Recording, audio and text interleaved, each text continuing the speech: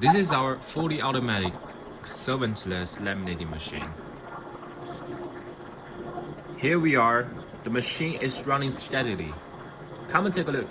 This is our first unwind unit. The material unwinding here is already printed and laminated. This here is our automatic age guiding system.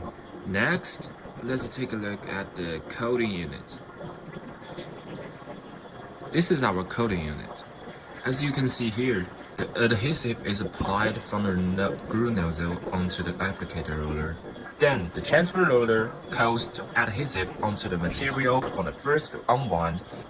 See, the glue nozzle is applying adhesive right now.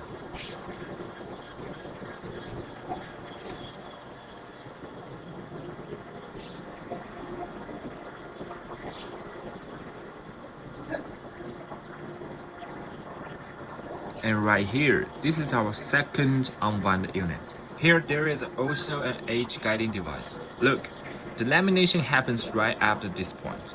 After lamination, it goes to our final rewinding unit to be wound up. This is our final rewinding section. You can see the age alignment. It's perfect.